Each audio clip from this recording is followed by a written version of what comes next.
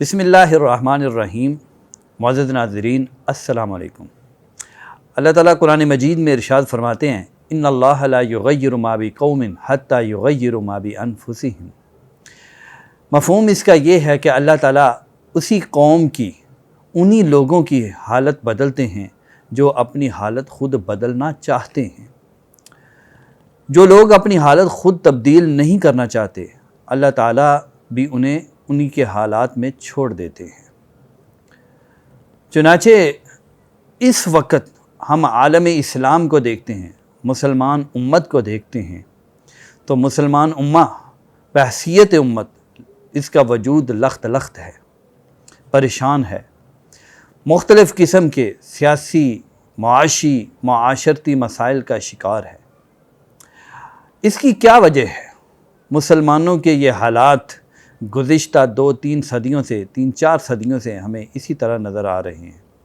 اگرچہ خلافت عثمانیہ کا انحطاط گزشتہ 1 صدی میں ہوا، 100 سال پہلے ہوا، لیکن مسلمان تہذیبی اعتبار سے، معاشرتی اعتبار سے اور سیاسی اعتبار سے پسپائی کی روش اختیار کیے ہوئے ہیں گزشتہ تقریباً 2-3 صدیوں سے۔ ایسی صورتحال کیوں ہیں؟ اور پھر سنبھلنے کی کوشش کرتے ہیں۔ ہم افریقہ میں دیکھتے ہیں، ہم اسی طرح ایشیا میں دیکھتے ہیں، مسلمانوں کی حالت تو اسی طرح ہمیں زوال کی صورتحال نظر آتی ہے۔ اس کی وجوہات کیا ہیں؟ ہم انشاءاللہ العزیز اپنی مختلف نشستوں میں اسی بات کو واضح کرنے کی کوشش کریں گے۔ آج ایک انتہائی اہم مسئلہ جس کی طرف توجہ مبذول کروانا مقصود ہے، اور وہ یہ ہے کہ مسلمانوں کی اس زبوں حالی کی ایک وجہ جو بڑی ایک نمایاں ترین ریزن ہمیں نظر آتی ہے، وہ یہ ہے کہ مسلمان اسلام کو بحیثیت دین پوری طرح اپنانے کے لیے تیار ہی نہیں ہے۔ مسلمان یہ تو کرتے ہیں کہ اپنی انڈیویجول لائف میں، اپنی انفرادی زندگی میں اسلام کو اپنانے کو تیار ہیں، لیکن مسلمانوں کی اجتماعی زندگی اسلام سے خالی ہے۔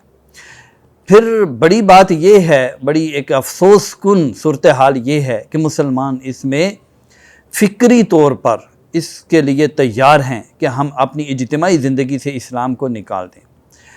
پھر اس کے اوپر مستضاد یہ ہے کہ ایسے مفکرین امت مسلمہ میں پیدا ہو چکے ہیں کہ جو اسلام کو ایسے انٹرپریٹ کر کے دیتے ہیں، اسلام کا ایسا ایک ورژن تیار کر کے دیتے ہیں کہ جس کے مطابق اسلام اجتماعی زندگی سے خالی ہے۔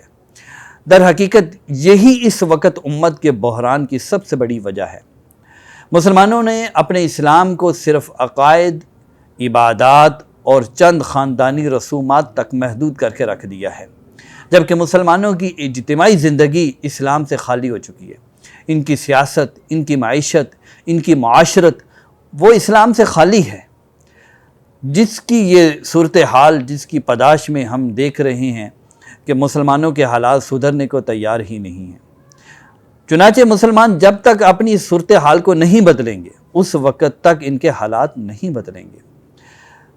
مستضاد یہ ہے کہ وہ لوگ جو مذہب کے پرچارک ہیں، جو اسلام کو بطور دین کے نام بھی لیتے ہیں اور اسلام کو بطور دین دعوت بھی دیتے ہیں، ان کی زندگی کے شب و روز اسلام کے لیے وقف ہے، وہ بھی اگر مذہب کے بارے میں یا اسلام کے بارے میں ایک اپروچ رکھتے ہیں تو ان کی اپروچ بھی صرف اور صرف اسلام کی نجی زندگی تک، انفرادی زندگی تک محدود رکھنے کی ہے۔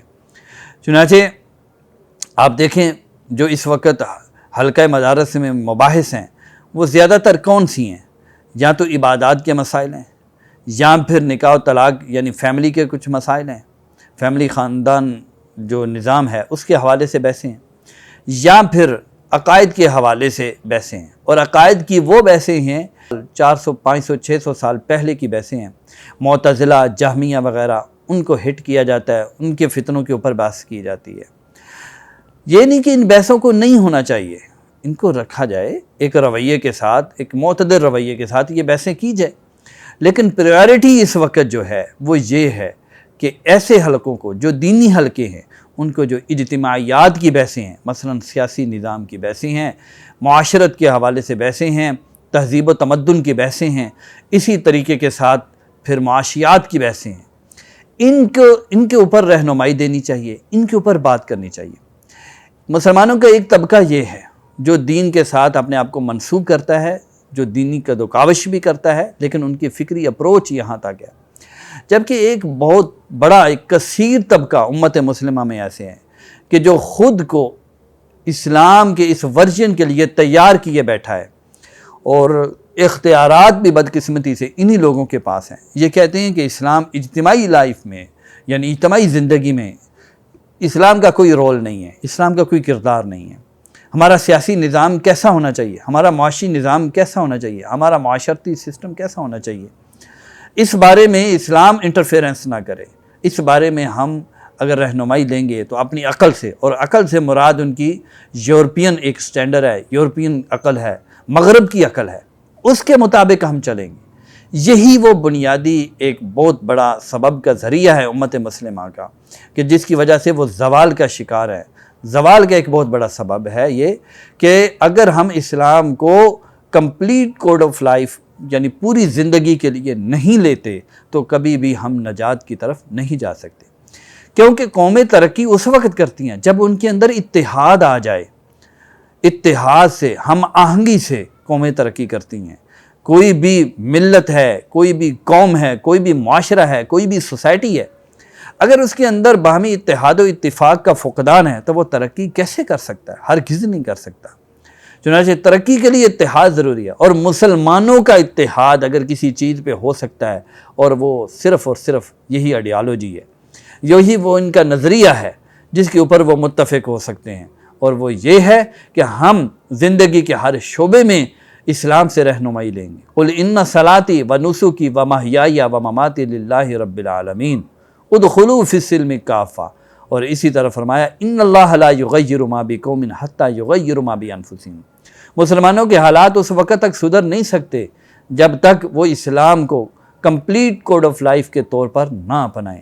اللہ تعالی ہمیں اس پہ اور پوری امت مسلمہ کے وہ لوگ جن کے ہاتھ میں امت مسلمہ کی باغ دوڑ ہے، انہیں بھی اس بات کی طرف اللہ تعالیٰ سوچنے کی توفیق عطا فرمائے، اور ہمیں بھی اس پہ چلنے کی توفیق عطا فرمائے. السلام علیکم ورحمۃ اللہ وبرکاتہ. زندگی شعور سے، الحکمہ انٹرنیشنل.